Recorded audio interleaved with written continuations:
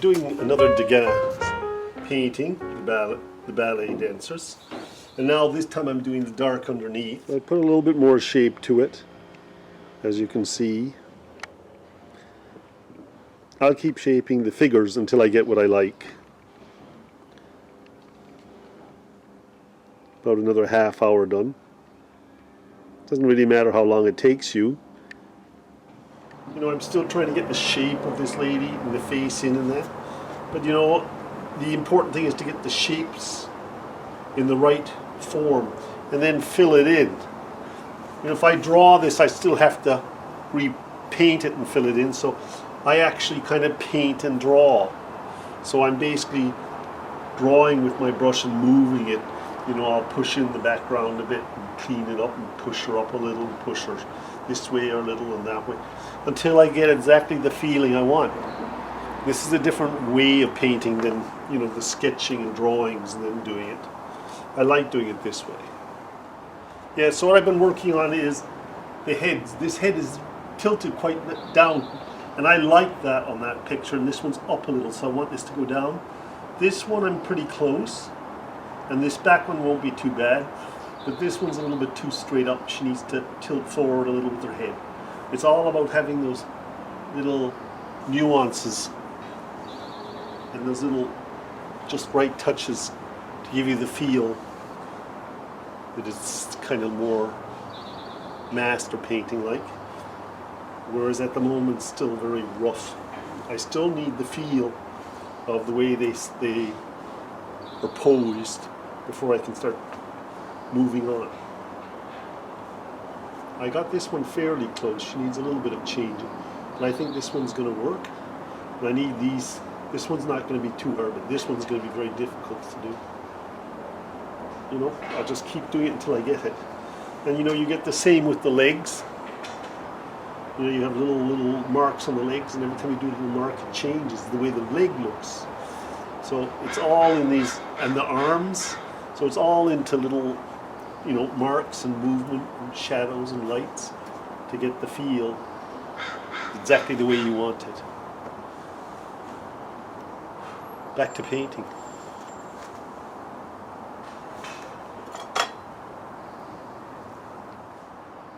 It's still very rough, you know, it's still not in the shape I want. I'm trying to get that kind of a shape, especially on the, where's my finger? There's my finger. I want to get the shape of the head down, and my head's more up, and this back girl here is straighter, and I want her to look down as well, like this one up here. So I still need the shapes a little better before I can start filling in. Yeah, so I've been working away on it.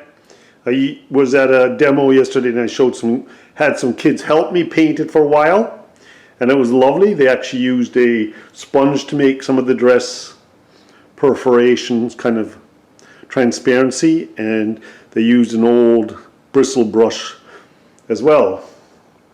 And there's my older one that I called the background Smarties. And this is my newer one at the moment. I have a strong light on at the moment because it's dark in here, so. And right in there isn't so white, but I actually kind of like that. I might do that. But there's how far I got today, and I've been painting tonight for about 2 or 3 hours. But it's not a time thing. It's getting the feel right, so it's beginning to feel very nice. Yeah, so you've done all your little bristle touches and your sponging, and you just feel that there isn't enough flow in the dress, or you want a little bit more. You just take this sharp tool. Can you see that there? It's very sharp on the end. And the other end, you can buy them in Opus actually. This has a round ball. With the sharp tool, and you just make a couple extra lines on the dress to make everybody understand which way the dress is going. It's just a flow thing.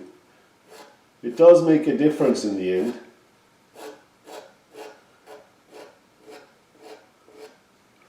Looks like creases a bit. And then, you know, you can do it up here a little bit too on these waist things to the side a bit. Flow of materials. So that's that.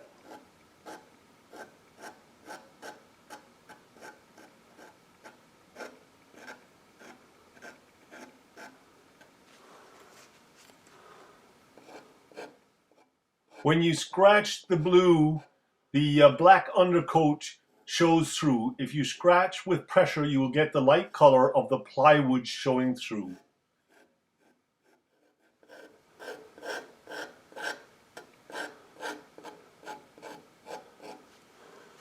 So when you're doing shadows, this is a bit of the dark color right now. See, that's a shadow there. I'll go a little bit bigger on purpose, right? What you want to do then is take the lighter color and come in here and then kind of go back and forth. And then it kind of blends. And you have to decide how light or how dark you're going to blend it. But you go back and forth on, I got a darker color again now. Put the brush sideways a bit, and I'm going back and forth, a very small brush, blending. That's how I get the shadow. Now I'm going to go back in again with a bit of white and try to get this a little bit more.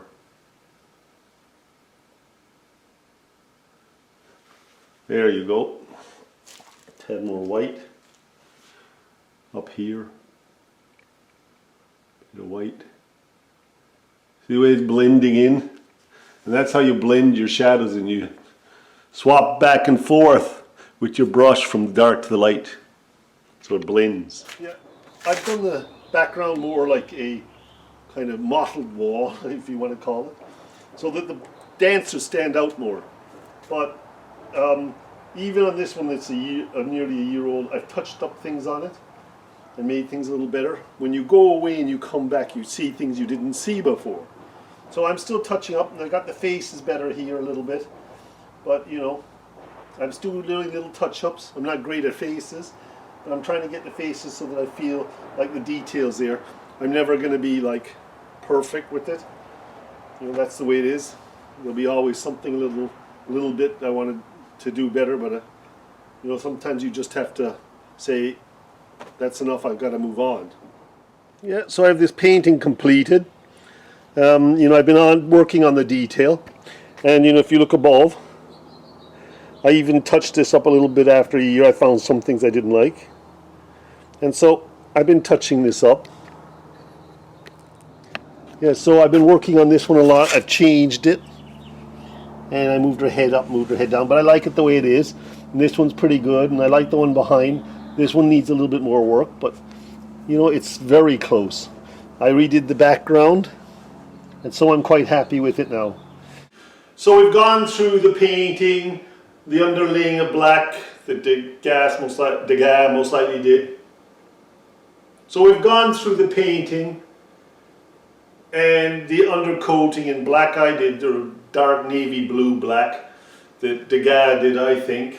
I also showed some techniques and a little bit of sgraffito, which is the scratching, and you can use the sharp side and the round side to get these marks in your dress that show the flow of the material. But at this stage, the painting's really close, and the best thing to do is you're too close to the subject of your painting at this point because you've been at it for quite a few days. So the best thing to do is put the painting aside, maybe start another painting, but put this same painting aside. And if I come back to this in a couple of weeks, I will view this painting and I will see some of the flaws I have and correct them. So that's the way I usually do it. It's kind of like this painting here I had, and I've had it for quite a long time, and I took no notice of some of the things on this, and then all of a sudden I noticed that there were some things a little bit off, and I corrected them. And that's kind of important, that you remove yourself from your subject matter for a couple of weeks, come back and take a look and see if it is the way you want it. You know, and make it a little bit more detailed and a little bit more finished, and that always makes for a better painting. Hope this helps some of you other artists with your paintings, and you know, if you do something like this that the masters have done, and you do a couple, try it out and test it out, you'll be able to do your own paintings of ballet dancers. And so You know, you learn the techniques and then you go on to paint your own. Well, I hope you enjoyed this video of Degas, and keep on painting.